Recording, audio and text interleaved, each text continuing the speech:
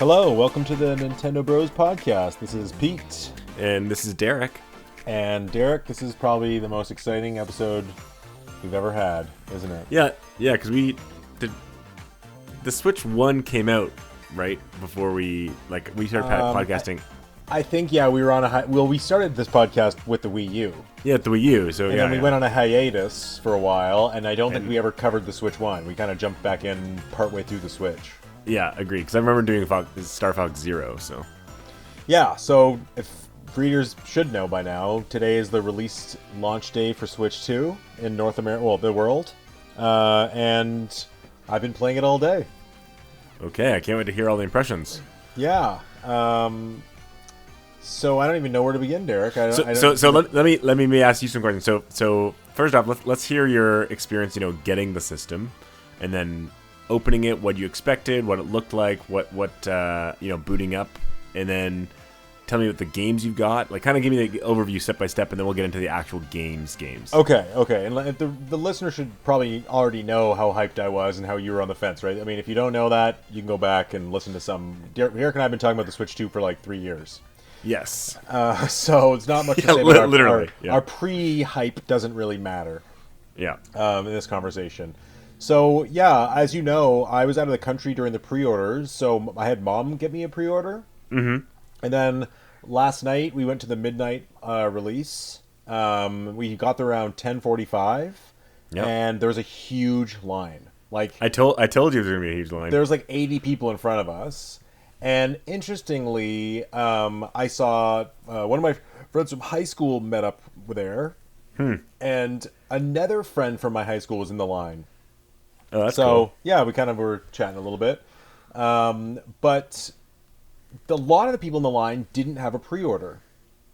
And they went through, at one point, asking who had a pre-order and who didn't, and they had little tickets with a number on it, and they never ran out. And I think they gave up. Well, my friend told me that by the time they got to him, who was ahead of us, they were giving out the 30th ticket. So they had given out 30, every single, because when we first got there, people in the line were like, am I going to get one? Am I going to get one? And I was telling people, like, good luck. Should have pre-ordered. Yeah. Every single person got one. And there was even an older couple behind us, where the lady and the man both got one, because they were getting it for their grandkids and whatever. So everyone got one. Nice. That's always a nice ending. Yeah, and like it sounds like, from what I'm hearing, there's tons of stock. Like, you might be okay to just go in a store and get one much easier than you think. Yeah, so I mentioned to you, I went after work today. I had to work late. I tried one GameStop. They said they had just finished their stock like 45 minutes before I got there. And it just, honestly, it was like rush hour. It was hot. I was like, I'm not going to drive around the city right now. Like, maybe I'll try this weekend, but yeah.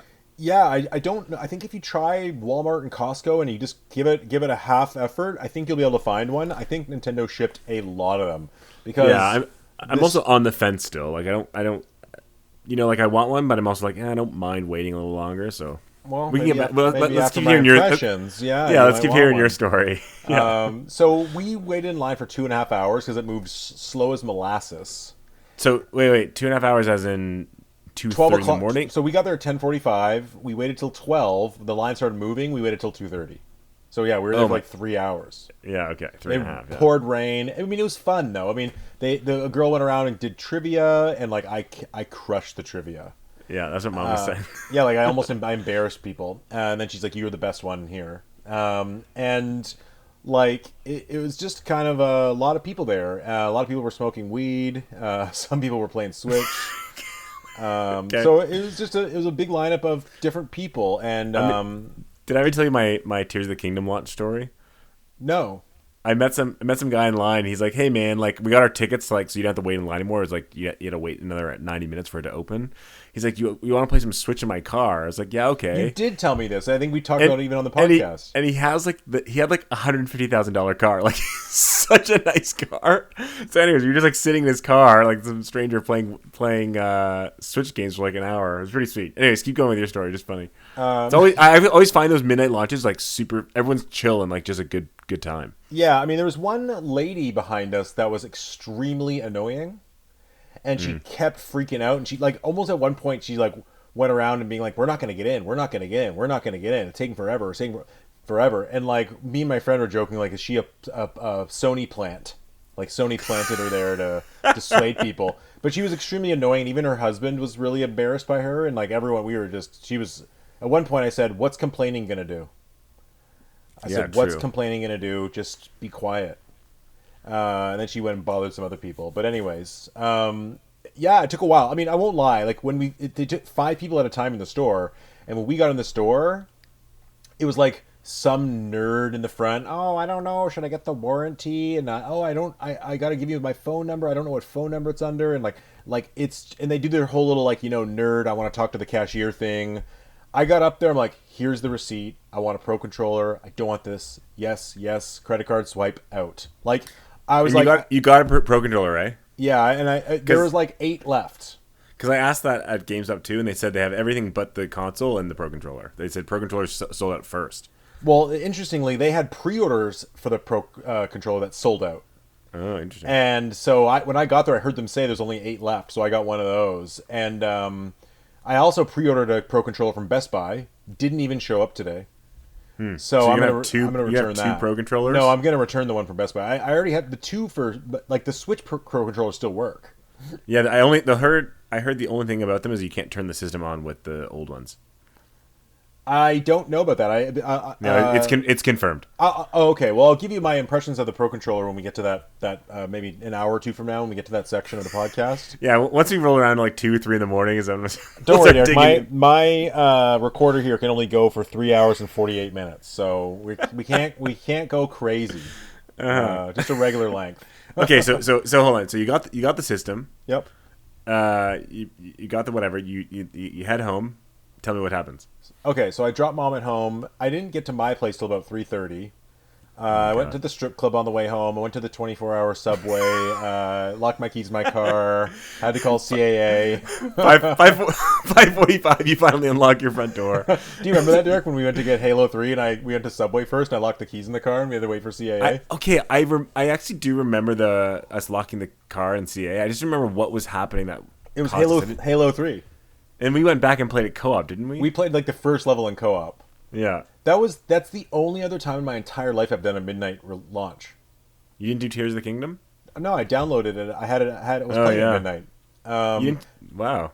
Yeah, I don't buy physical, but it's funny because I was thinking about this and I'm like, it's interesting that Nintendo's hasn't really had a midnight launch for a console that's been this widespread. I'm sure like in like downtown New York you could have had a midnight launch somewhere, but like if you think about it, every console that Nintendo's had in the modern era has been kind of like not that big of a hype because GameCube was coming off of N64, which wasn't a huge seller. Wii was coming off of GameCube, which wasn't a huge seller. So like by the time, and then Wii U wasn't that sexy of a purchase. Switch was coming off of a failure. Like they just haven't had that like PS2 moment where like they've had a big success and another attractive console coming after that. So there just hasn't been an opportunity for it. Even 3DS like didn't have a midnight launch, and it was like Pilot Wings and Steel Diver. Like there just wasn't that exciting reason to get it. So it's like every time Nintendo's followed up a big console, their next console hasn't had like a really lucrative reason to midnight launch it. So, but it dawned on me when I was in line, I'm like, this is going to be the most successful launch ever by far. If Suburbia Oakville can have this level of lineup and they're still handing out tickets and they're selling out of the whole thing in the store and they have this much stock. Yeah, I was going to say the stock, the stock alone. It's going to sell disgustingly. Yeah, people are like, I was seeing people online, they're like, it's comfortably going to do 20 to 30 million, like within whatever time frame. They're just like, how long will that last? Right? Yes, because we can talk about this till the cows come home, but it's like there might be a point where it's like the enthusiasts have all gotten it, but when is that point where people are going to buy it for their kids and grandmas are going to want it for Animal Crossing and Ring Fit Adventure? Like, do they need to buy a Switch 2 for those games? We'll see. I think it's like PS2. Like you could have made that same argument. Like casual gamers don't need a PS2 or don't need to upgrade, but they do. And this new Mario Kart is a really, really good launch title for that reason, to get people excited. Okay, so let's don't jump ahead. Let's go back. I got home and I immediately opened it, and this time I unboxed it extremely carefully because I'm going to keep every single part of the box. every single pamphlet, every single piece of plastic. I Every made this mistake. sticker. Yeah. Well, here's the thing. I decided with my Switch One, not gonna sell it. I'm gonna actually keep it as like how I have all the other consoles complete in box. But I got rid of the box. So I went on eBay and ordered a box online. So I have a Switch box coming that has all the internals, like the pamphlets, the cardboard, everything. And I'm going to basically put my Switch One away in the closet forever. And I'm like, one day I'm going to do that with this Switch as well. When I get a Switch OLED, two OLED, Switch 3, whatever. So I'm like, I'm just going to keep this box forever. And hell, I paid $60 for a Switch One box. I can also just sell this for $60 one day. You know what I mean? Like, it's like it never dawned on me how important the cardboard was of a Nintendo product until the last 6 months. So I'm like, if anything, Nintendo makes anything that comes in cardboard, that's the most precious thing you're buying. Truly, I mean, I think back to all the Game Boy Color and Game Boy Advance games that I own. Right, I have I like literally so many of them, but they're all loose.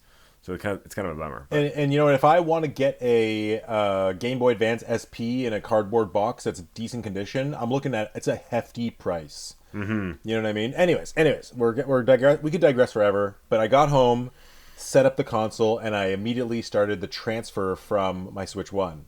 Okay, so hold on. First thing you didn't play handheld. You started on the TV. I started on handheld at first because I was like getting it going while I was setting up the dock because I had to get into the plugs behind my TV and stuff. And did you do when you did the transfer? Did you do the transfer directly from your Switch One, or did you do the Switch One to online? Okay. Switch One to direct console. I mean, they say the reason you should do it that way is because there are games that cannot do cloud saves. Mostly it's like Animal Crossing and Pokemon, like where you can save scum, so they avoid the cloud process. But I was just like, it was so quick. Like it's not actually transferring all the games. Like it's not transferring 400 gigabytes of games. No, it's the save data. It's basically just you log into your system on the new one, you sync them, it transfers, and it's like 7 minutes done. But doesn't it also download all your digital games? That's what people were online were saying. But what happens is it transfers the system to your Switch 2. But then when you open your Switch 2 menu, all of a sudden it populates the whole thing, and then all the games have a download bar. Do you know what I mean? Yeah. So it's not like I'm actually transferring the game data. It's just transferring an account, and then immediately the account is auto-downloading your most played games. Yeah, but I'm just saying, didn't it, so all of your games are downloading or were downloading from last night, so, weren't there, 50 games that were downloading? Yeah, but you can choose a game to go first. So, for example, first thing I did was go to Tears of the Kingdom, and I said, download this one first. So it instantly starts downloading that one. Okay. And then while I do that, I take my Mario Kart digital code and I'm entering that in, and then that starts downloading, and I go do that one first. And then when that was done, I then did Tears of the Kingdom because those are the two I really wanted to try. And then overnight, it downloaded a whole bunch more. Okay, so it's now 4 a.m, and do you finally have those games? You finally have Tears of the Kingdom and Mario Kart? Or are you going to bed? Did you play before you slept? Yes. Okay. So I played. What's it called? Sorry, my Tears of the Kingdom, Mario Kart. I played Mario Kart. So I just did a little bit of. What did I do again? I jumped online instantly because the one thing I couldn't get information on was how the versus mode track selection works. And maybe you've read into this today. We can talk about it. It's interesting. I knew this a month ago. No, it's not what you think it is. It's not the way it works in Versus that they showed in the Direct. When you're online in a lobby, it's different. Okay, you explain it because I have a feeling it's exactly what I... Yep. I'll explain it. No one knew this until about a day ago, but I needed to see it and confirm it for myself. So that's the thing I was the most interested in. I think I did a little 5 minutes of free roam. My eyes were so tired. Then I turned Tears of the Kingdom on, and I just ran around the field for a bit, and then I turned it off and went to sleep. Okay. Then I woke up today, and I played a ton of... I've mostly just been playing Mario Kart all day. But I have played a handful of other things. I tried... F-Zero? I tried F-Zero GX, and I tried Tears of the Kingdom, and I tried Zelda Echoes of Wisdom. Oh, wow, just to test. I don't know if you've seen this, Derek, but actually there's a ton of Switch 1 games that are getting updates automatically. Yeah, I know. Yeah. Like for I'm example, not Bayonetta runs paid, at but locked 60. Age of Calamity, Hyrule Warriors runs at a locked 30, even in split screen.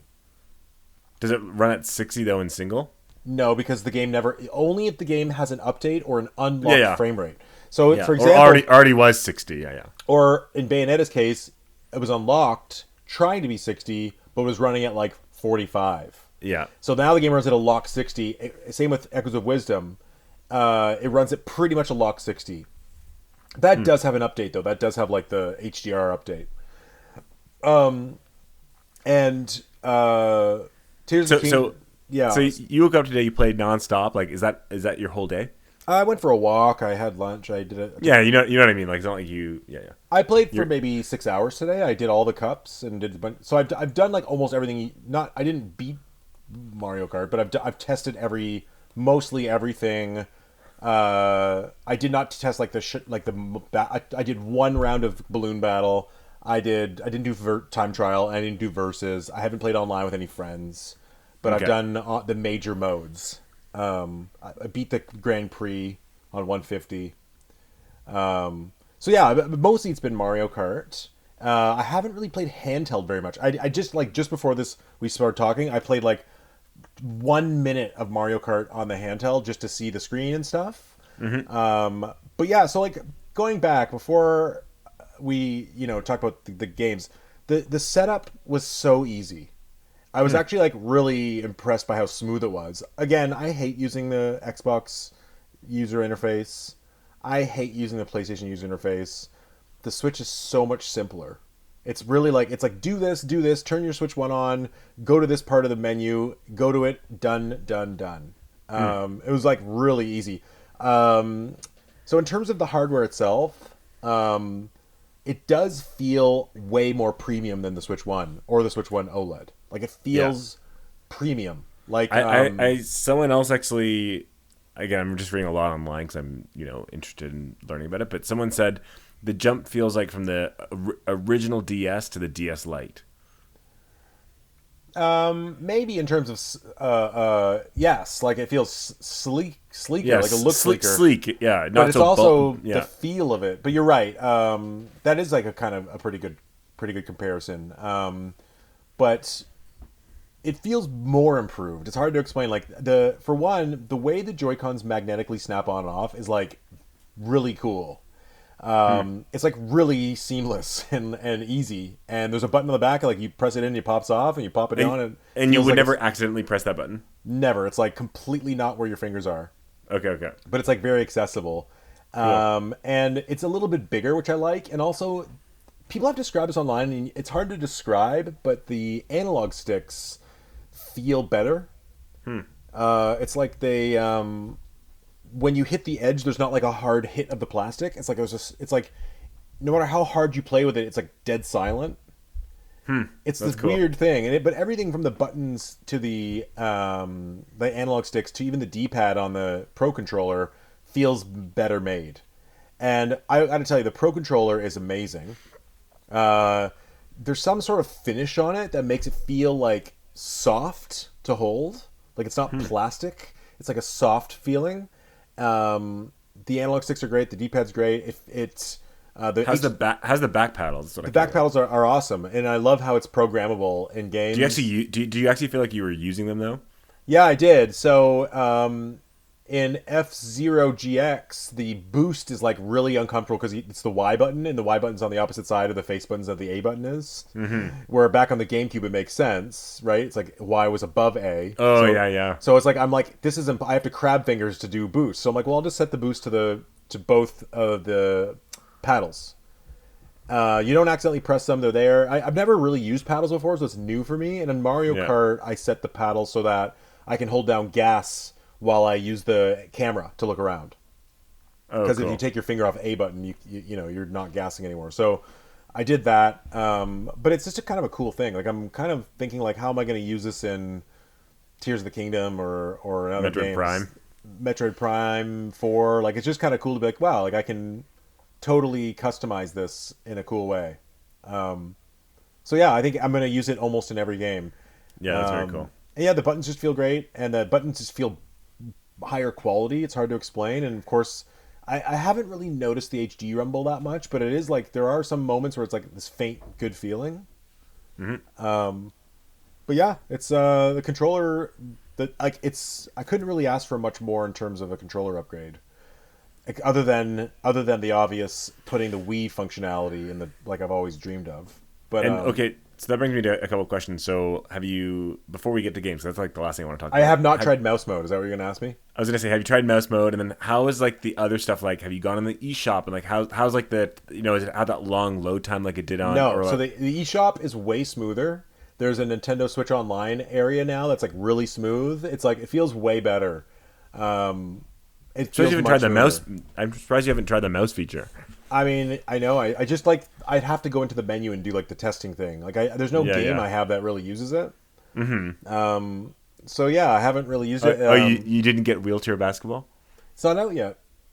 Oh, I didn't know that. No, I'm gonna day one it, but no. I'm just kidding. No, and I didn't get Welcome Tour. I figured you wouldn't. Yeah. I actually think I'm not gonna buy any other game but Mario Kart. I thought about getting like well, Fast eventually, Fusion. You mean or... day one? Like eventually you're gonna get Donkey Kong. Yes, I just mean I'm not gonna get any more games until probably Donkey Kong. Okay, yeah. It's funny. I still have a voucher, and it's all very smooth. It's like it really is just your Switch One in your Switch Two. Like you can go to a section on the eShop that shows just Switch One games. The voucher thing is still there. I can still buy a voucher game. Like it all feels like a Switch One. It's not like what it was with the Wii U, where the Wii was in the Wii U, right? No, it's like Okay. it's really really smooth. Like I gotta say, Okay. it's like the DS to the 3DS. Like it just feels like it swallowed the original Switch in the best way. Okay, sweet. I'm actually excited to like play Switch One on this thing using a better controller and using. I assume the Pro controller, the Pro second or the Switch 2 Pro controller can work for it. Oh, I already have. I've tested it. Who am I kidding? I've tested it. It'll work. It'll work for Switch games, but it won't work on a Switch console, I believe. Okay, I guess that makes sense. But But the yeah. opposite will, yeah, obviously, yeah. Yeah, and it's just like it's nice. I easily have a bunch of controllers now. It's like and at some point I am going to use that voucher. I haven't really decided yet. It's funny. My voucher expires on August 10th or something. So I put it on my calendar, and I'm basically like, I'm going to stand by, but either I'm going to get Mario Party Jamboree and then do the upgrade, or I'm going to get Xenoblade Chronicles X. But I'm going to only get Xenoblade Chronicles X if they announce it's going to get the upgrade. So hold on, a couple questions. So your voucher, it can only be used on Switch One games, technically, though, right? Yes. Right now it's That's- only yeah. Switch One games, and they haven't even announced. I don't even know if it's available for Metroid Prime 4. It might not And- be. Yeah. And are you gonna get the camera? I Because the don't Mario Party Jamboree know. upgrade is like 90% camera. No. There's the Bowser. There's a whole mode that's just about the mouse controls. Oh, The okay. camera is its own. It's called like Bowser's TV Party or something, and that's all camera and mic.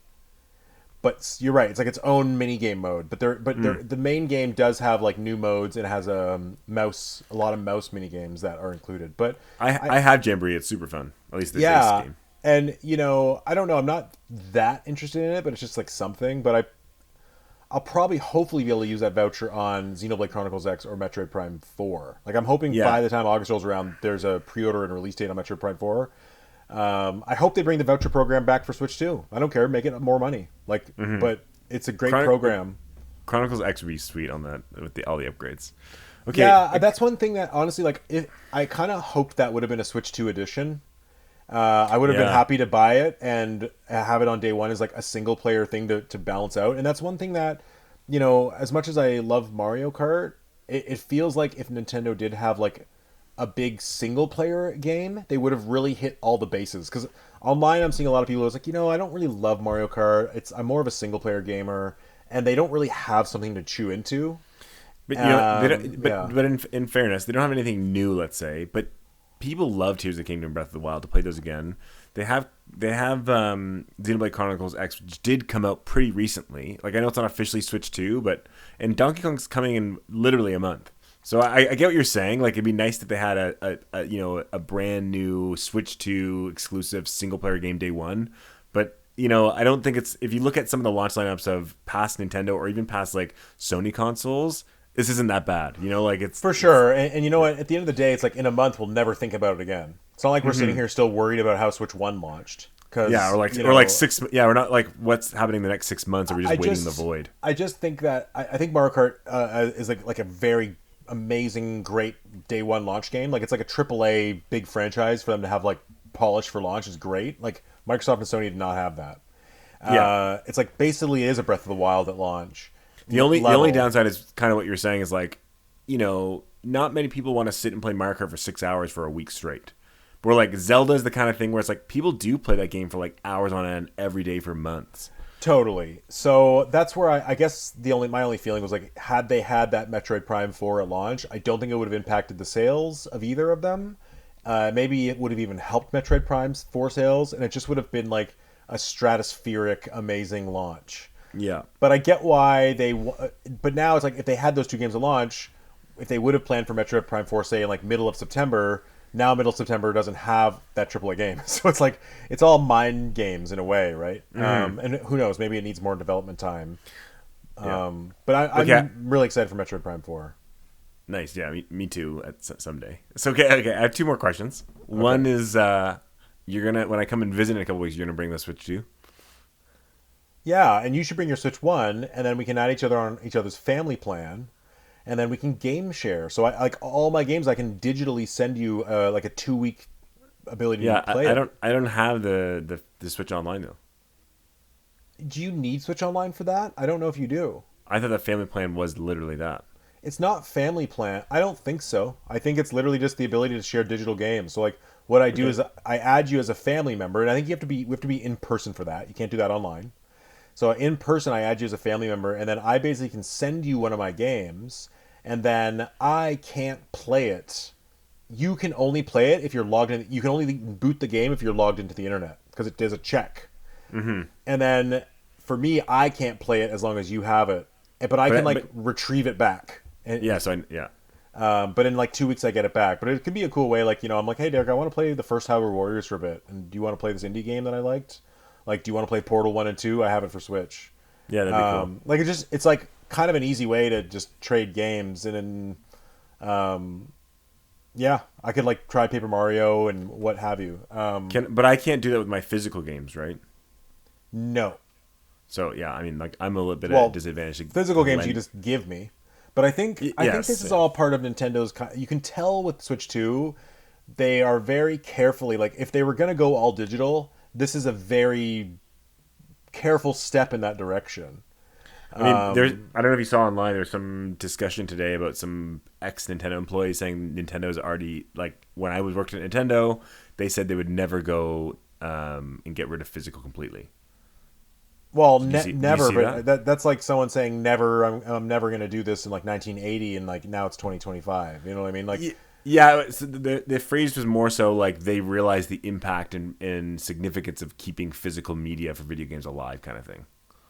true. Well, I hope they do. If anything, it just shows they're being very serious about digital. Like, like hell, one of the advantages of buying physical is being able to trade and share games, and now there's like a very easy way to do it with digital games. Agreed. So I actually like I really if you really take a step back and like I know there's like a lot of negativity surrounding the Switch 2 launch and a lot of things to pick at, but like when it comes to backwards compatibility, when it comes to the improvements to the eShop, when it comes to the things like game share, like they have made a lot of these really great things that people wanted, I think. Voice chat, like you know what I mean? Like there are these kind of cool things they've brought into it. So Okay. Last question before we get to games. okay. How do the Joy Cons feel? Because I know like they're a little bit more rounded on the back, like they're a little bit meatier, I guess. Is it more comfy? Does it feel the same? How does it feel? To be honest, it feels the exact same to me, except a little bigger and better analog sticks. Oh, interesting. So it's because I found the Switch One Joy Cons kind of flat, like so it kind of was a weird thing to grip. I haven't played them in like sideways mode yet, so I can't really speak to that. Like I know the what is it called, the ZL and ZR, like those on the Joy Cons are better made. Yeah. They're bigger, but they feel better. Like it feels like a little better. Where now, and also I think my biggest problem with the Joy Cons was the terrible like cutting out of the left Joy-Con. Like yeah. with anyone who sits like a little back from their TV, it like was disconnecting, and I always had that problem. So this I didn't really test it thoroughly, but it feels like that doesn't happen now. Like it feels like it's much snappier and I had no dropouts. Do the Joy-Cons face buttons feel bigger on this? No, I think it feels the same, but Okay. I haven't played Switch One Joy-Cons. I didn't play a lot Yeah, of me Joy-Con too. It's play, been a so long I time. couldn't really say. And even in this, I'm like probably not going to play them that much. The one thing I will say is that when it comes to connecting controllers, it happens instantly now. Where with Switch One, if you wanted to turn it on with the Pro Controller, you'd be like, I remember like I'd be like mashing down the home button until it turns on. Now it's like you press it once, the system just turns on. And Why are you mashing down the well, home not button? mashing. I just mean like it didn't always turn the system on right away. Like I'd have to press it. It didn't connect. I press it again. Didn't connect. Press it. Then it connects.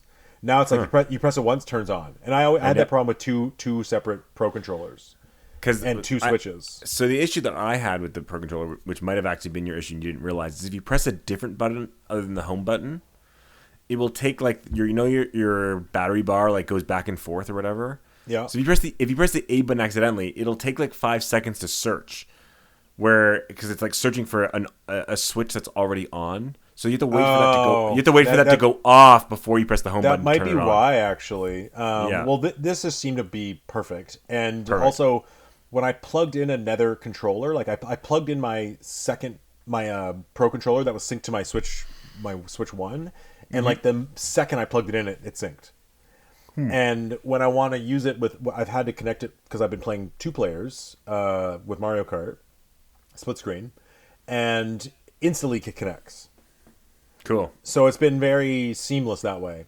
So that's been like, it just feels like the whole interface is like polished. Yeah, not so clunky. Yeah, I mean I wouldn't call Switch One clunky, but it just feels like it's got a little sheen of polish. But it also it feels very like, it's hard to explain. Like it feels very comfortable. Like you're like, oh, this is like not a major new console generation shift. It's kind of just a sleeker version of Switch. Like it feels at home in a weird way. And you're like, oh, my whole collection is here, and everything's sleeker. But like, there's a point where I'm kind of like, is this just feels like Switch One again? And like, maybe that's not a good thing. But do you know what I mean? It's not like even with Mario Kart, like as much as I like it, and even playing Tears of the Kingdom, like nothing has like this whoa, like I'm totally leaping in technology thing. Like when we went from Wii to Wii U. But I think we will get those. I don't maybe. I mean, I think I just think incremental upgrades. Like I don't think I really feel that when I play a PS5 game versus a PS4 game. Like true, but I think the better way to put it is, especially Nintendo that focuses more on art style over graphics. I think we're going to see so many more games with the same level of graphics, let's say, as the Switch, or maybe a bit more higher fidelity, but solid 60 frames every time. None of this stutter or long load time crap. Totally. And I think with something like the next Zelda, it might run at 30 frames, but we're going to have like way more dense environments and better like higher resolution and more trees and more bushes and like, so I don't doubt that we're going to get a lot of 30 frame a second games, but I think you're right, we'll get a lot of 60 frame a second games too. And it was like playing Tears of the Kingdom, like we can talk about that, but like it feels kind of crazy how good it looks and plays now. It's like it's kind of awesome. Yeah, so let's jump into games. Let's do Mario Kart last. So let's do Tears of the Kingdom and F-Zero and anything else you've tried or tested, and then do Mario Kart. Okay, so Tears of the Kingdom, I really did not play much. I more or less just ran around. Just before you get into it, multiple people online. This is actually the closest thing to getting me like to really want a Switch 2. Is multiple people online are like, whoa, Tears of the Kingdom looks so much better and plays so much better. Like multiple people are like blown away by how much of an improvement for Tears of the Kingdom it was. Yes, it honestly makes me want to restart the whole game. Wow. I don't think I can ever go back to Breath of the Wild. Like my friend, like Klosky's like, I'm gonna restart Breath of the Wild, and I said to him, I said, please tell me you notice the difference, because he doesn't notice frame rate jumps. So I'm like, yeah. He's like, well, the load times, right? And I'm like, oh my god, dude. I will say, like, it looks good, but in a way, like, I think Tears of the Kingdom looked great originally, and there's a part of my brain that's like, this is how my memory tells me it looks, but also it does really look. If you the frame rate is like a huge difference in the resolution jump and the HDR. Like, you really. It pop the HDR makes a big difference, I think, in both Mario Kart. Like, you really notice the HDR in Mario Kart and Zelda that Because what didn't have it beforehand. to me, those games already had very vibrant color tones, right? Where like they already had that pop. But But if you're saying HDR it's is more about having an even wider color exposure range. array, It's not. No, yeah, it's not yeah, color. HDR is not necessarily color. It's also about like your highest peak whites and your lowest deep blacks. So, like, you just notice, like, where something would normally just be blown out white, like, you're getting a lot of detail. And, like, there'll be parts in Mario Kart where, like, the sun is really bright, but, like, it feels right. It feels like, oh, no, like, that's just it doesn't feel like I'm just getting, like, a blown out white color. It feels like I'm getting it's hard to explain, but, like, you're basically just getting a higher exposure range, and things do look more vibrant because of that. cool. But yeah, Tears of the Kingdom, like, I mean, the control's the same. Everything, like, it's the same thing. I don't. I'm interested to read online like what people use the paddles for, because it only replaces a button. But I wonder if there's a way to, like, probably I use it for one of the D-pad functions, right? For like switching between fusion or whatever. Yeah. I think that's L1. I can't remember the controls fully, but it's not like I can map the button to like two buttons. And in Tears of the Kingdom, where there's a lot of like holding down a button, then also like you have to hold down the bow and arrow and go to the menu to Yeah. like bring up the bow and the arrow menu. So it's like, Did can I did you do the two buttons as a? No, you can't. So did you try the mobile phone thing for Tears of the no, Kingdom? to be honest, I'll probably never will. I don't know. I'm just curious how it was. Yeah. I don't. I might like look into what that does again, but I can't tell whether I'm going. I think if I play Tears of the Kingdom, I'm gonna like go and just crush out the rest of the depths and the rest of the shrines and quests. Mm-hmm. Like, I think that's kind of what my mission statement is on it, and so I think the app helps like find those things for you. Yeah, I think it has like a shrine locator and stuff. Yeah, so I think I'll do some of that stuff, but I'll probably like do that. I really like playing Tears of the Kingdom with the Pro HUD, so like you don't know where you're going, you just kind of get lost. So I might just kind of do that for a while, and then really when I want to 100% it, do the app. But yeah, it looks like really good. Like, it's weird. It's like there's just like nothing looks like weird low resolution anymore, and it's wild how good the art style really works. Like, they could have theoretically waited until Switch 2 to release Tears of the Kingdom, and it would have been a launch game that made people's jaw drop, and they would have been like, this is a really improved look on Breath of the Wild. I didn't play Breath of the Wild. I assume it's the same looking. And the load times are like instant. Like, it's just like, to load it up just to play for a minute, like, isn't a thought. And I did it again today to play for another few minutes. But yeah, it's pronounced difference. Like, it's almost like the difference between Tears of the Kingdom on Switch 1 and Switch 2 is like a better showcase of the graphics than showing some in Mario Kart World. Like, That's showing cool. showing the average person Mario Kart World, they're not going to notice the difference between Mario Kart 8 Deluxe. Yeah, true. They're just going to be like, oh, it's an open world. Like, only people who really understand games will be able to describe why that requires a more powerful console, I also played Echoes of Wisdom for a minute, because I haven't 100% of that game. There's like two dungeons I didn't do. But it's Wait, you didn't beat the game or didn't 100% it? I didn't 100% it. I did beat Okay. it. I just didn't do those final side dungeons. Okay. And I just wanted to see how the game felt like, because that game's frame rates really bothered me. It's completely fixed. I think people online were saying it's not perfect, but from my eyes, it looks perfect. And I think it got a resolution bump. I can't tell. Like, it like the one thing that's weird. I assume that that I don't. Here's the thing. Like, Breath of the Wild and Tears of the Kingdom, when it loads on your Switch 2, you still have to go to the eShop or the storefront and be like, download the Switch 2 edition, right? Yeah, yeah, yeah. And obviously I have the expansion, Nintendo Switch Online expansion, so I get it for free, or you can buy it for $14. But with the games like Bayonetta 3, and so the games that Nintendo announced that have like free updates, I assume those updates happen automatically. Like I don't see anywhere that I can update those games for quote unquote Switch 2 versions. Yeah, I think they're just automatic. Okay, so I wasn't sure, but I will say like Echoes of Wisdom, fast load times, that you can tell it looks sharper. Like it looks. I don't know. I was just like, this is how it was supposed to look. Like I don't Did you, know. Like it's did you use the favorite thing that they added No, to Echoes of Wisdom? I literally like ran around the overworld and like used my left analog to like rapidly wiggle around the camera to try to test the frame rate, and that was bit kind of it.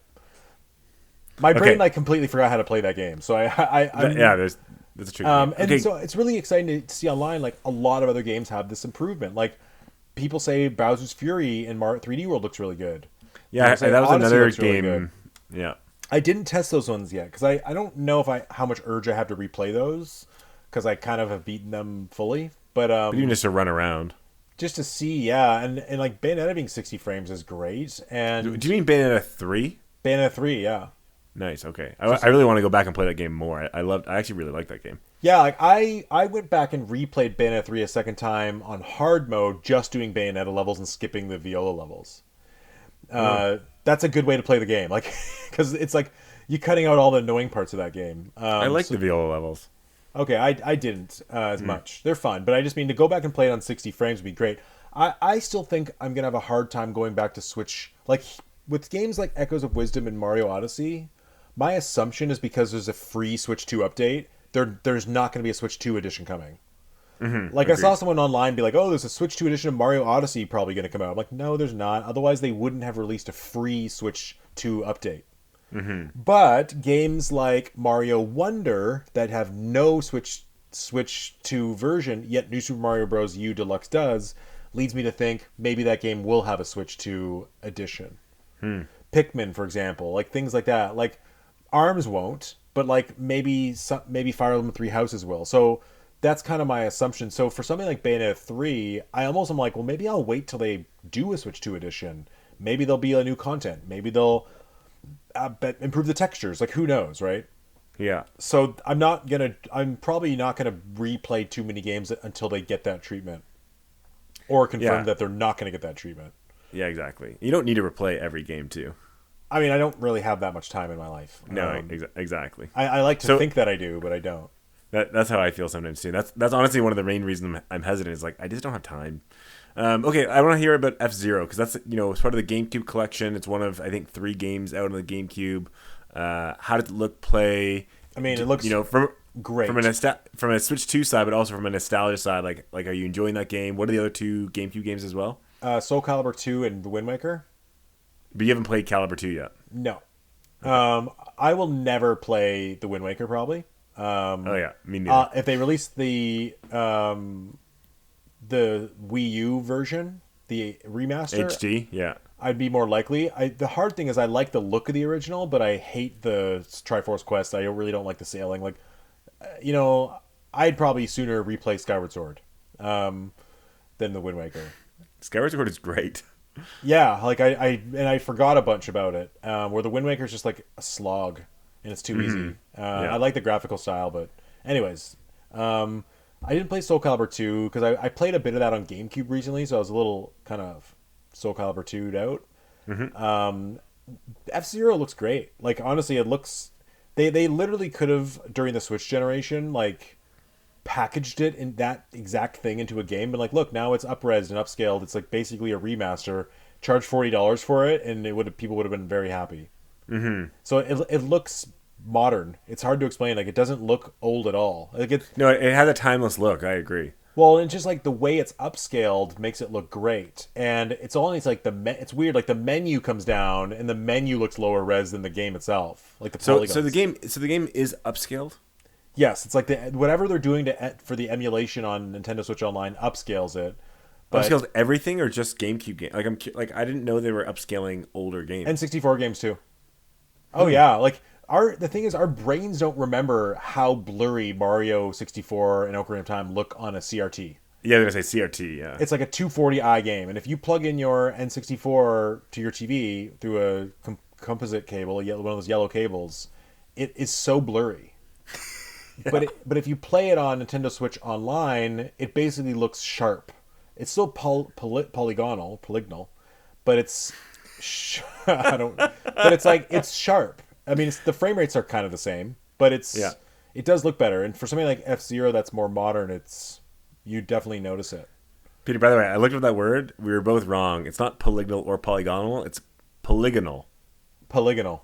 Yeah. Okay. Did you know it's Lakitu, not Lakitu? I actually did know that because it's the Japanese pronunciation, right? Doesn't accent any of the It's syllables. like it's been confirmed. It's like Lakitu, and I was like, Yeah. what?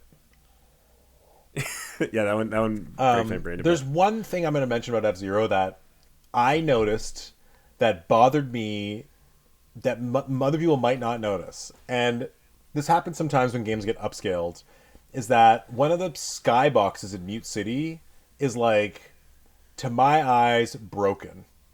Where if you pause it and look into the sky, you can see like where one part of the skybox ends and the next begins. And it's like a hard line. And I like literally am bothered by it. And I literally had to. Then I went on just the fastest way possible. Is I went on YouTube and I'm like, let me look at a playthrough of this level.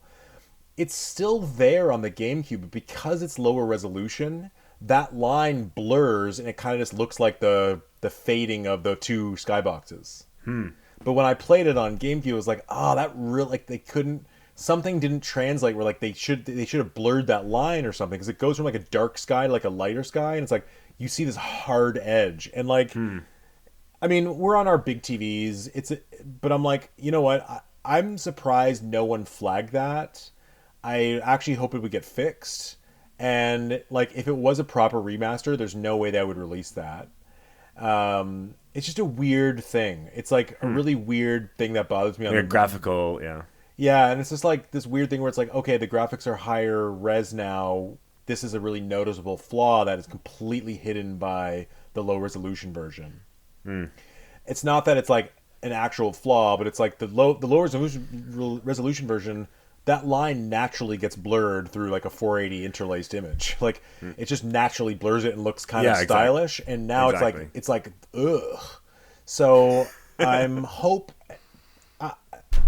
like my OCD that really bothered me. I'm like, this is like I almost don't want to play it now. But it's like otherwise it's like It's amazing. just one level though, right? It's just one level. I played two other levels and they look great. Okay. I'm probably going to be able to get over that one thing, but it is like I expect people on Reset Era to be complaining about that because they seem to complain about every little thing.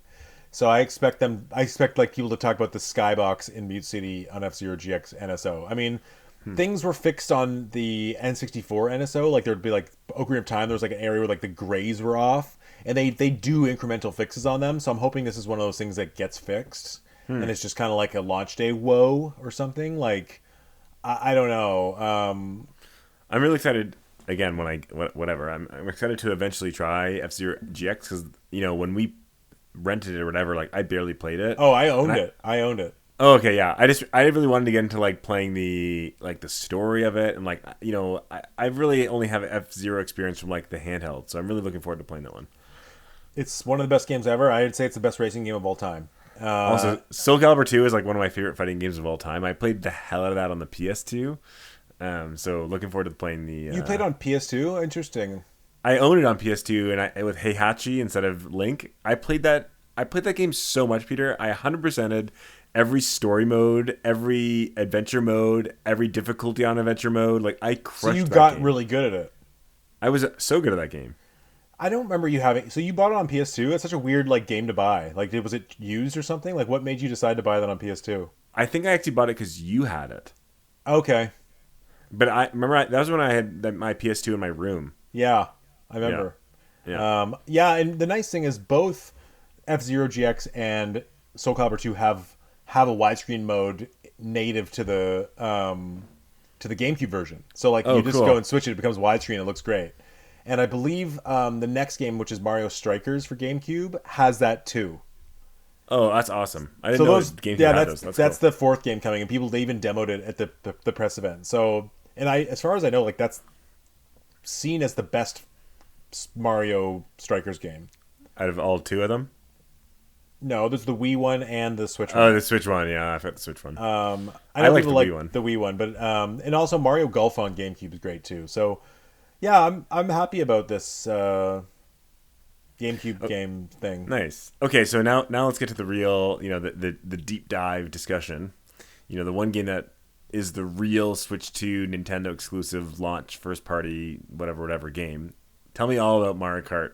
Your 6 hours today of playing it. Well, I was only playing Mario Kart 8 Deluxe for 6 hours. I haven't started Mario Kart World yet. Could you imagine these? I just wasn't ready. I wasn't ready Yeah. to move on. Do you, so can I want to ask that question actually before you jump in. This is just the first question I thought of. After playing Mario Kart World for today and enjoying it, do you see yourself still a reason? Do you see yourself not? I know there's a reason, but do you actually see yourself going back and playing Mario Kart 8 Deluxe frequently or consistently or once in a while? I mean, that's an interesting question because the day ago I decided to just fire up Mario Kart 8 on Switch 1 just to play it. And I just slap at that game. You know what I mean? Like I just come in first over and over again. I'm like really good at it. Um, I don't Mario Kart. The one thing I'll say about Mario Kart World, I was joking before. I was playing 6 hours of Mario Kart World today. It it Thanks. it feels very different. And someone online was saying Mario Kart 8 kind of feels like Mario Kart 7. Like at the power. I don't know. You Yeah, played? yeah. Did you play a lot of Mario Kart 7? I did. That's the 3DS, right? Yeah. I played it. I played it. I mean, like I beat it all, but I didn't go crazy with it like 8 Deluxe. Well, yeah, me neither. But I just mean those two games feel very similar. Like they're kind of the same idea of game in a way. Like the engine feels the same. Like eight feels like an extension of seven. Hell, they both have a number in the name. But World feels like a reinvention of it. Um, and on it's hard at first. It's like weird to get used to. You're like, oh, this feels different. Like I'm not as good at this. But then you're like, well, yeah, it's kind of good. It feels different. Like you're like, I'm happy it feels different. Like it doesn't feel I'm playing a new game. But the handling of the vehicles feels more, I want to say, realistic, where it feels like I'm an actual it's hard to describe without you having tried it, but it's like your cart feels like more of a physical object in a physical world, where in Mario Kart 8 you feel really glued to the track. And it's Yes. really about like Yeah. power snaking along in the best possible way and weapon meta. Where this is very much like how you're using airtime and how you're the like balancing the weight of your vehicle over different terrain that has different angles to it. That's cool. Yeah, and there's so many different routes in this game, like ways to go, and like there's clearly like a skill ceiling. Like wall riding and timing out your power jump is tricky I at was going to ask you first. like how are the new like technical aspects of the driving skills? If that makes It's sense. it's like I can tell it's something that you're not going to be able to do it right away. Like grinding is easy, right? Like it's once you're grinding it, you're not like Tony Hawk. You don't have to balance it. But it's more like also grinding's not actually faster. And so sometimes you're like, oh, there's a rail on the side of the course. I'm going to grind on it. You're like, okay, but like someone cutting on the inside corner with a power slide is going to do it way faster. And you're way off on the side grinding. And sure, when you hop off, you get a little boost, but it's not enough. So it's almost like I don't know what the meta is, where it's like, well, maybe grinding is like wall riding in areas of Mario Kart 8, where like you're safe because like you can't get hit by a red shell unless someone's grinding behind you. So if you're in first, like, well, I'm way in first, maybe I'll just grind it out, or you want to avoid the chaos. I don't know, but when you're driving, there's so many different routes to go. It's almost staggering. Like it's like you're looking up and there's like people riding above you and all this kind of stuff. Because I did some online too. But yeah, I guess the whole thing is that with Mario Kart, it's like very slick and weighted in a way that like I don't know if this game, if I'll ever get to that level in this game because of the I don't know. It's like on so far online, it doesn't feel like people can be like way ahead. Like the balancing of weapons feels a little more closer to Mario Kart Wii. Not that they're annoying, but like it's easier to catch up. Do you know what I mean? Where in Mario Kart Yeah. 8, if you're playing online in a good room, first and second place are way ahead. And when I'm playing online, it's like I'm basically just fending off first. I'm in first, fending it off from second. But in this game, you're really like wildly going from back and front of the pack.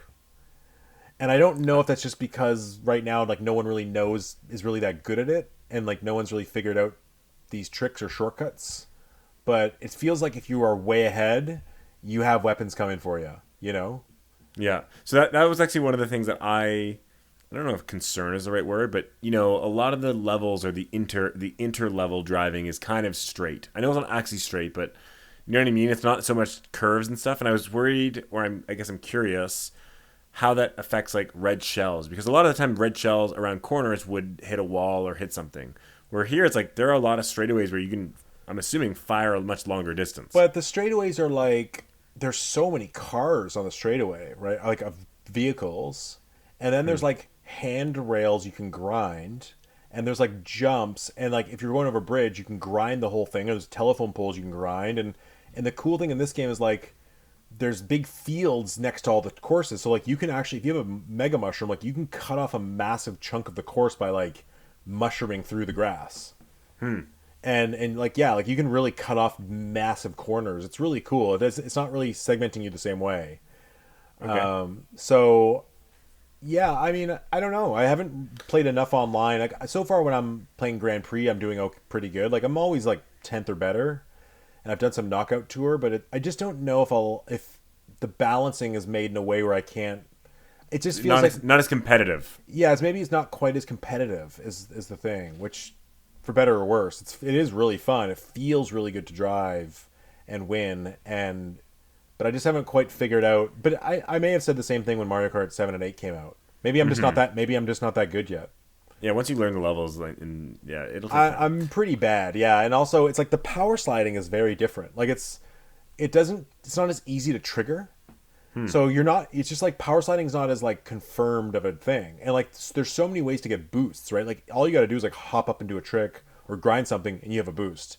So it's like getting a boost from a power slide isn't like this amazing thing anymore. It's very meta, like very small boosts. But I like some of the changes where, well, you barely see the squid anymore, which is nice. Like the squid and lightning are rare, and there feels like there's a lot more mushrooms, and the mushrooms now feel really good. So it is a lot of skilled driving.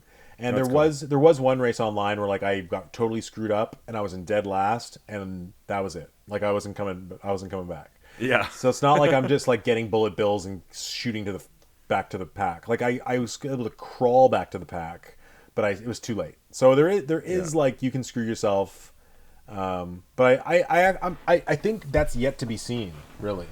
But it does feel like a brand new game. It doesn't feel like, oh, I'm just playing. It's not like playing Tears of the Kingdom after playing Breath of the Wild. Same feeling. It's a very very different feeling, and okay, that's cool. The weight of different. I've noticed the characters like feel very different. Like the vehicles and stuff have a different feel. Okay, so that brings me, I guess, nicely to my. I have 3 questions. I'm going to ask them, and you can decide when you want to or how you want to answer them. Okay. So one is characters and costumes. How are the other characters? Do you like the character selection? I know we talked about some Donkey Kong characters missing. Just your overall feel. Second question is, what's your experience with kind of the free roam and all that? And the last question is, what are your feelings on the new levels or the updated version of some of the returning levels, I guess? Okay. So first, the characters I think are great. Yeah, I don't know. It's fun having a huge collection of like weird characters to choose from. Do you find you stick to your I don't know if Waluigi or somebody was your guy. Do you find you stick to the same guy? Or you just no, I've been really experimenting different ways. I think I'm gonna stick to a cart, not a bike. But I've really been liking Koopa on this ATV has been my go-to.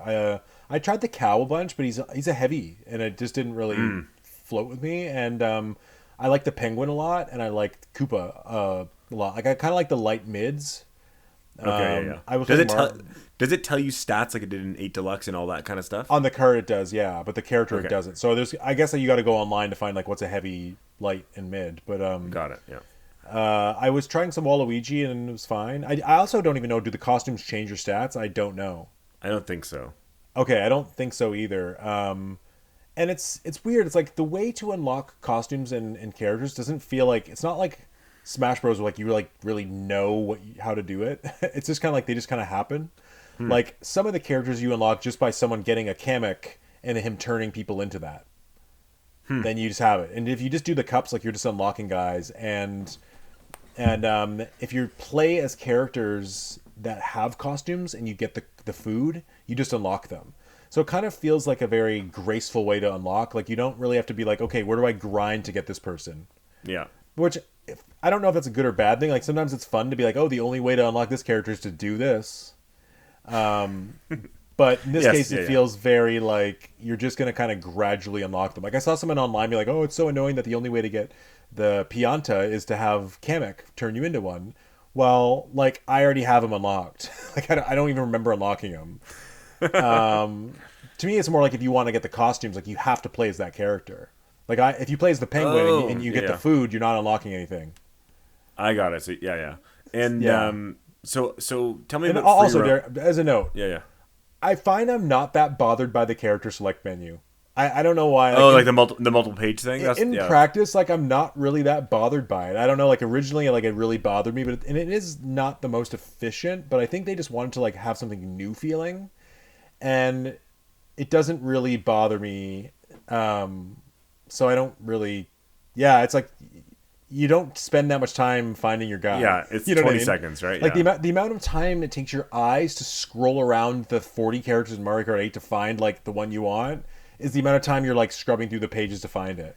Then again, I haven't unlocked all the costumes, but I don't know. It doesn't seem to bother me. Okay, so tell me about free roam because that's like the main thing I actually care about. Like, what is it like? How much content actually is there? What are the challenges like? How much have you played of it? So from what I can tell, like here's the thing, I haven't like scoured the internet to find out who's completed it yet to like give a full breakdown. So for all I know, there is like characters I don't know about in the game. There's hidden things when you beat it. I don't know. Like I really don't know. But from what I've played and the few previews that I heard of that seem to have played it just as much as I have, it's really just the P block peach coins and costumes that you unlock. So there isn't like this hidden story mode. There isn't like hidden boss battles. People online are like, "Oh, Nabbit does something" because they saw him. Like, no, Nabbit doesn't do anything. So tell It's me about it, the P block challenges. so I've done maybe 10 of them, Are there and are there going to be like 100 of them or 500 of them or like 40 of them? all they said Like was hundreds. okay, okay. So we know there's hundreds, but there's a lot. Like you can't really go very far without finding them, and they're not all easy. Like there's one that I could not do, and I gave up on, and I'm like I need to figure out the trick system better because there's something I'm not doing right. So give me some examples of what the challenges are. Okay, How well, varied are they? they're usually like get to the end or collect the coins. That's kind of it. But they're fun. They're more varied than they showed in the videos so far. So some of the blue coin ones, like they give you like a little area that you have to like get the blue coins in. It's not like one line, right? It's like you got to do a little exploring. You have a timeline. Then there's one I saw where I'm like on the beach, and then it was like finish this race, and all of a sudden it's like made this little ad hoc kind of like a goalpost race around the beach, completely not a track, but like makes into one, and then all the racers show up, and you're just like in a 24-person race. No, that's cool. It's fun, and like and there's weapons coming, and you're just like in this out of nowhere this little race on the beach, but really your goal is just to finish. Like it's not telling you what place you're in. So you're just kind of like going and like, but every time you get through a checkpoint, it gives you a little more time. And then when you're trying to just beat it in the amount of time, Okay, that's cool. that one was cool. It just feels interactive, but it's easy. There's another one I saw that was really cool where it was like, go across the bridge and like it said something like bash through the Hammer Bros. And so it's like this bridge you have to get to the other side of, and now it's like literally like blocks and hammer bros and like fiery bins and stuff, and they're all throwing hammers at you, but they give you a double hammer to begin with. So you're basically like hammering them and like trying to bash through them and get to the end. I didn't beat it the first time. I did the second time or third time. So there's a decent challenge in some of them. Yeah, totally. And Nice. there's some where I'm like I'm like the trick system I just don't get yet. So and there's some where like you have to do the tricks very specifically. Like one of them you had to like get these blue coins and jump off a telephone line, and land on an umbrella, but you have a mushroom, and it's like you got to kind of figure out exactly when to hit your mushroom to land on that to bounce off that thing. How easy is it to restart the challenge? Oh, it's like you press start, you press retry, or if you fail it, it literally prompts you, do you want to retry, and it puts you right in front of the P block again. Okay, I just didn't want to have to drive all the way back to the starting point. If that No, makes sense. if you beat a P block, and then when you hit a P block, it lines you up perfectly. It gives you the weapon you need, and the P block turns gray after you've beaten it. Oh, that's helpful too. Yeah. Is there anything on the map that shows you how many there are? Yes, it shows you how many you've beaten, but it doesn't show you where they are. And the question blocks, like the question panel blocks, are track specific. So P blocks are everywhere. The question block panels are only on the tracks. But are P blocks specific to like an area or region, or is it like the whole map you have? The whole map. And there's So one where like I was like trying to find like I like fell off the side of a building in Crown City, and I fell off like this little edge platform that was like on the side of the city. Like it's like I could have fallen all the way to the water like below, and I fell on this platform. Like, oh wow, this is a really weird little spot. And I looked to the side, and there's a P block right next to me, so it's like super hidden. And then I hit it, and it was like escape the city while the dinosaurs attack you. And now they've put all the dinosaurs from Dino City in the city, and you have to like go through this little area and get around the dinosaurs. At one point, like T-Rex is chasing you. It's like really cool. Oh, that is cool. But it's like I was like, oh wow, there's like some hidden ones that are actually much cooler than you think. I actually really like them. Yeah. So you don't find the free roam, because I know some people were saying the free roam feels a little bit bare bones. You don't feel that way right now? No. I think the thing is, it's all about expectations. Like if you buy this game, you're like, oh, this is GTA. Yeah. Well, yeah, it's not GTA. The game's not really about driving around the open world. It's really about Grand Prix and Knockout Tour, and then you have this world to explore. But I don't know. The thing is that the world is like people compared to Forza Horizon. I'm much preferring driving around this world than Forza Horizon, because Forza Horizon is beautiful and it has like these. I actually think this is doing it better, because in this there's more like bouncy things and jumps, but also it's like there's a full city with like billboards and like parking garages, and you drive in a loop and you're on top of the buildings, and like it's just like this wide. It has like multiple cities. Like it's not just like one city. It's like you have like 7 cities. Like there's so much to it. So when you drive in free roam, you said sometimes you see other cars. Do you see other carts ever? Yep. So sometimes you're driving, you just like see Mario drive by. Yep. Cool. Okay. Oh, I haven't seen Mario specifically, but yeah. No, I just mean like yeah. I haven't seen them a lot, but they're there. And like I said, if you trigger one of those, I've triggered 2 of those challenges now, where like other characters come up. Okay, that's cool. Okay, tell me about the courses. I want to hear about. I just gotta tell you, like playing the free roam is really good. I really like it. I think people who go into this expecting some sort of crazy story mode, or deep rich content, like, where it's more like a chill mode. Yeah, it's like, why don't we have this thing where we're like picking up people and doing crazy taxi, and like why don't they have like every possible idea that I can think of in this? That's not really it. But there's something so cool about driving around a Mario world that feels so bustling. Like there's just vehicles, and there's characters, and there's funny little things like Yoshi's at camping, and like there's sandcastles on the beach that you can run over, and there's just like so much detail. Cool. That you can see. The one thing I will say is that there is no split screen 2-player version of this. Oh. You can only play single player. I thought we had discussed this before. Complete misinformation.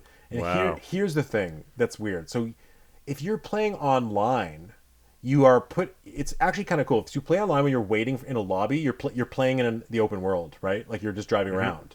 When you're doing that, you can still find peach coins and find the question block. So you can still do stuff. There's no P block challenges; those go away. But you can still like drive around while you're waiting in between a knockout tour round and find peach coins. So it's like actually really fun, and all the other people waiting in that room are there with you.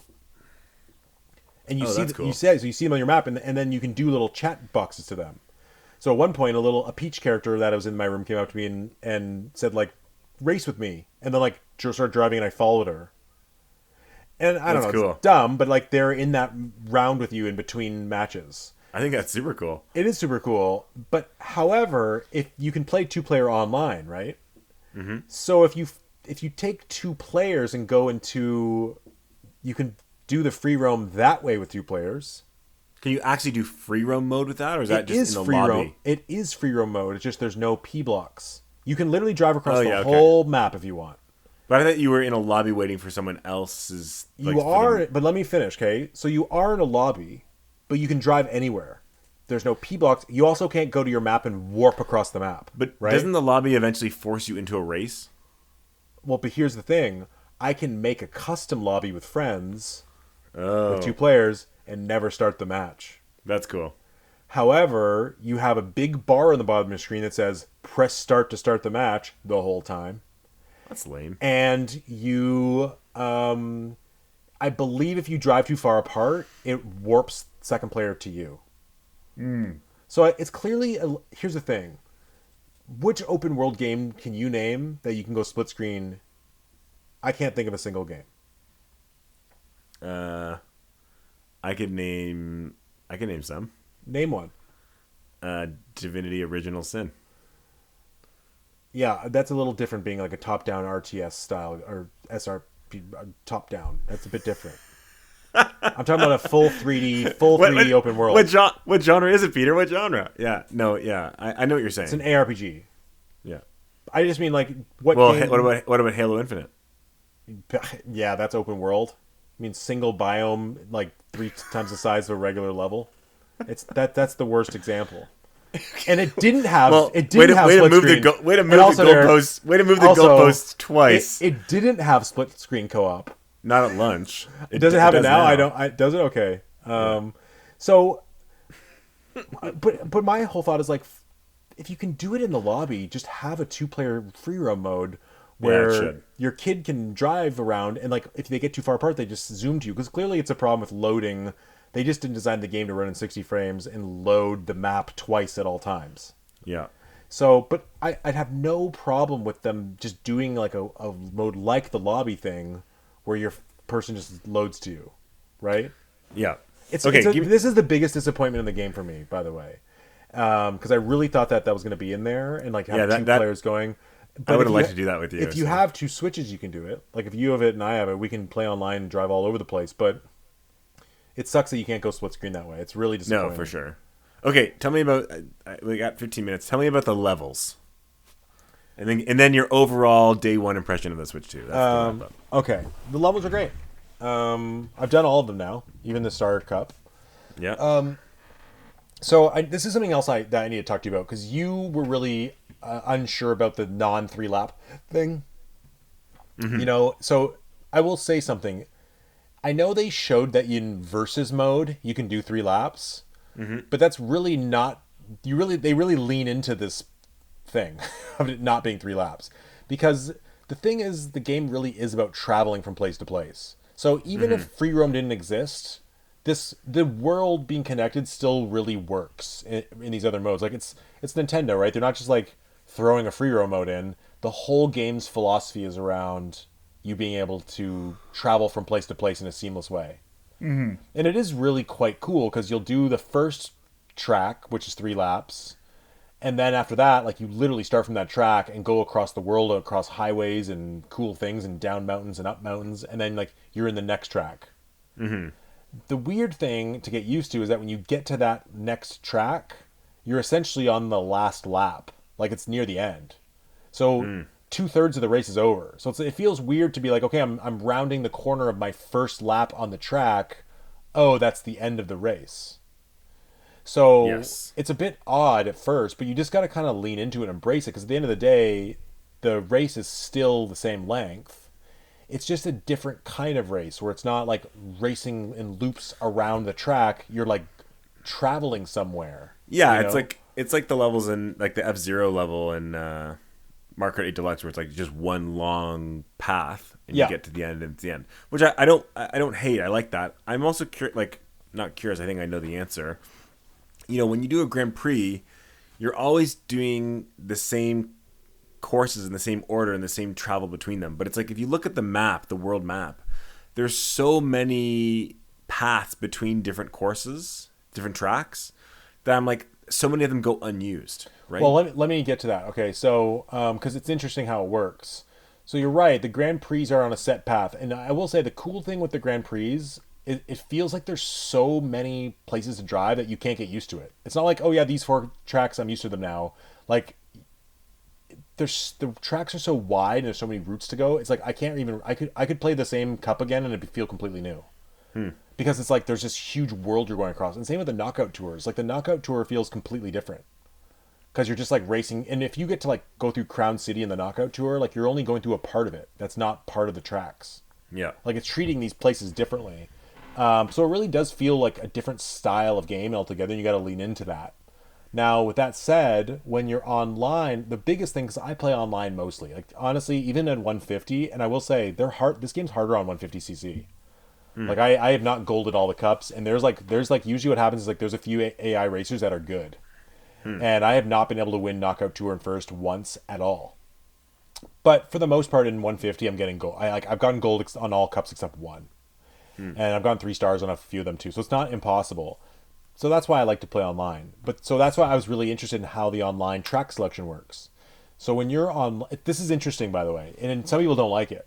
So when you're online, you basically start off on a track, right? Like let's say you start off on Donkey Kong fucking Pass, whatever. You do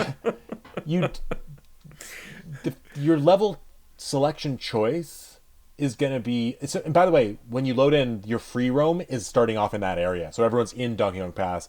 Then when you are asked what level to choose, you basically are choosing a direction from Donkey Kong Pass to another level. So some of those we call them intermission tracks are not in the Grand Prix or the Knockout Tour, so they're completely new. And there's like a bazillion. There's like 100 different combinations. So you basically get 3 options. You can either choose. Well, so far I've seen you choose 3 options or random.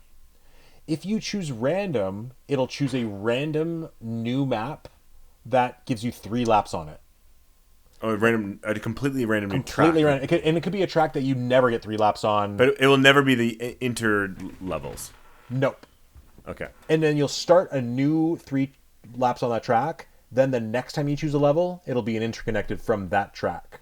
Got it. Yeah. Then you go to you do the interconnected to the next track. Then you choose the interconnected to the next track. So the idea is when you're in a lobby, you for the most part get the feeling that you're traveling across the map. Do you know what I mean? Because you're going from place to place to place. And just to experience new things, wouldn't you always try to prioritize picking the level that isn't the sequential level in the Grand Prix? Yeah, but it's hard to remember them, to be honest, because there's knockout tours that have them connected. So it's hard to like actually remember like, oh yeah, this is part of the Flower Cup between course 3 and 4. Like I don't really remember. Yeah, okay. But they are there, and something like the online is going to be really fun and replayable. It feels like you're never going to have the same course twice in a weird way. Yeah, that's cool. But I just mean if you're really gung ho on getting that 3-lap experience, like you're not going to get that as much. It's still there in the online, but it's like you really got to lean into this like different style new thing they're doing. Like they lean into it. Like you got to just embrace it as a thing, and it does feel cool being like, hey, I'm going from place to place to place.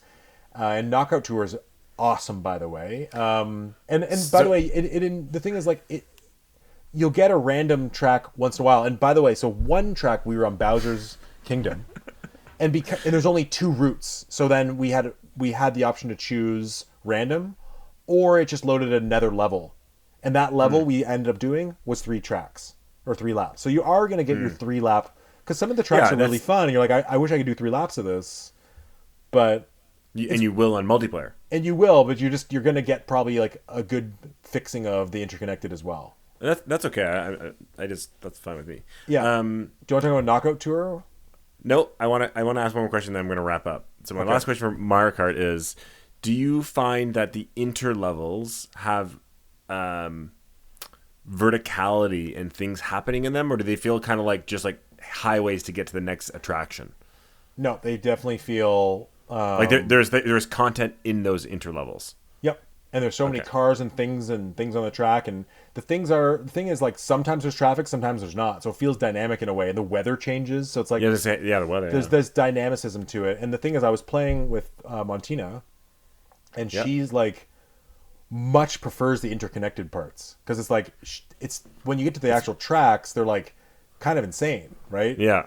So they're like there's things thrown at you, and there's crazy flying and lava and like tight corners and like the kind of the more traditional racing we're used to, where like there is a little bit more of a chiller vibe with the other stuff, but it's still fun and awesome, and especially Okay. when you're online or in Knockout Tour, like you have enough going on race Yeah. wise. Especially with 24 racers. Yeah, and I will say like Knockout Tour is so much fun. Like I can see that being the thing I just do over and over and over again for a Yeah, while. Like I really want to try Knockout 2. That sounds fun. Okay, give yeah. me. We got 5 minutes. Tell me your wrap up. It's been 24 hours basically since you had the Switch 2. Feelings about it compared to when you first got the Switch 1. You know, you looking into the future, your experience of today, and also like looking on the horizon of, do you think Switch 2 is just overall thoughts on that? So that's a long big question. Well, you have 4.5 minutes. I think the launch is great. I think it's a great launch. I think that Breath of the Wild and Switch 1 had more of a novelty to it because Breath of the Wild was like a paradigm shift in adventure games, and Yeah, true. Switch was kind of like the first hybrid console. Then again, you only had Breath of the Wild and Snipper Clips, and now it feels like I just have this like awesome new way to play all my games again. But Mario Kart is really good. Like it's a AAA game, and I do think that when the game gets some DLC over time, it'll cement itself, almost like the way Mario Kart 8 became deluxe over time with the booster pass. Like we're 100% going to get more stuff in this game. Yeah, Kong Island. Kong Island, and I also think like things like weird little adventure modes. And I think we'll get more battle modes. I think we'll get tournament things. I also think there's going to be like a. It's so easy for them to make new Grand Prix and new Knockout Tour cups. Like they literally have to do nothing. Like they could literally give us another 6 cups by just rearranging the level order. You know. Yeah. So I think that's going to be something we get over time, and I think there'll be a lot more characters. And it also, the one thing I will say is we've been clamoring for more single player stuff in a Mario Kart.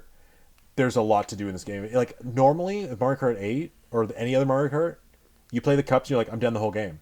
Like you're like, there's nothing else to see. Like I'm just gonna rinse and repeat the cups.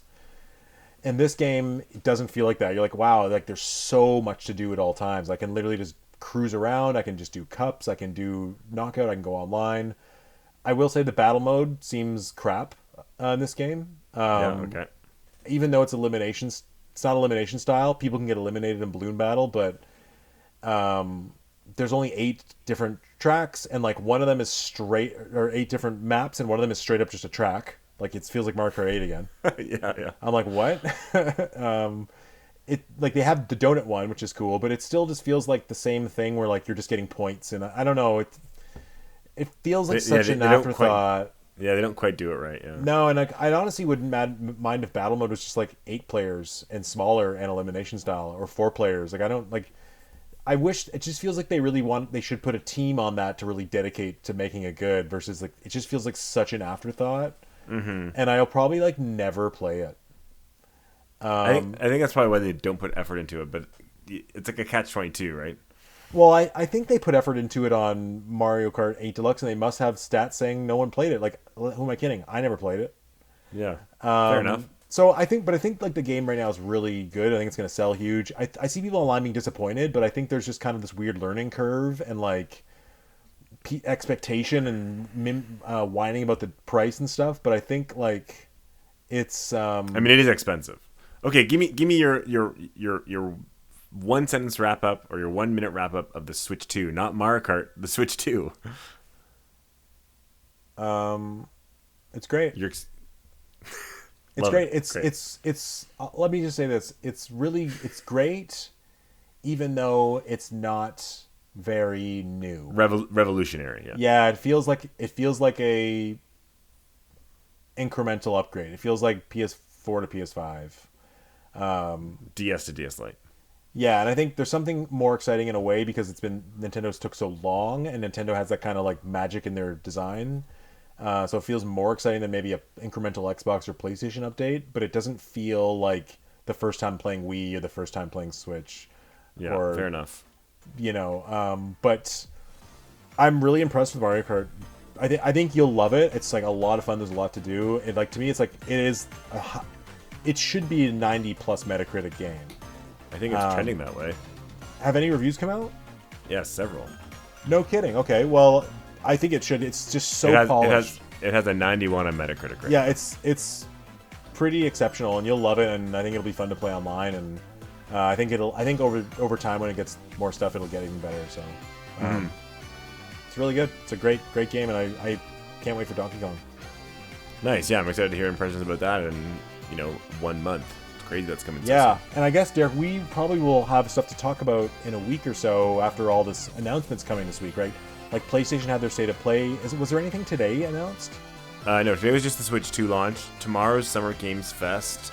Sunday's the Xbox Showcase, and then in between those are some other little shows. And then there's there's something after Xbox 2 that's not. Well, isn't there like Jeff Keighley doing a thing where he shows a bunch of trailers? That's tomorrow. That's Summer Games Fest. Cool. Yeah. So tomorrow, I want to say it's 5 p.m. Do you think we'll see some Switch 2 stuff? So they have said that, or like he had the banner of all the logos. Yeah. And the Switch 2 logo's there, but not Nintendo. So they think there's gonna be games that are for Switch 2, but not necessarily games that are Nintendo games. Yeah, because they'll like do one little snippet of Borderlands. The end. Well, no, I don't even think it could actually still be exclusive Switch 2 games. Like it could be another Square Enix game, or like I think there might be those. But I don't think we won't see any Nintendo first-party games. I have a feeling it'll be all multi-platform. I think so too, but who knows? Like a few indies and stuff. Yeah. Cool. Okay. Well, maybe we can talk in a week or so about that, and we can get your Switch 2 impressions next week. Yeah, maybe someday for sure. All right. Cool, Derek. Well, is that everything? You have any more questions? Not this time, but I'm sure more will pop up as you continue to play the Switch 2. Okay, for sure. All right, Derek. Well, thanks for chatting. This is Nintendo Bros. Pete signing out. This is Derek. See you later.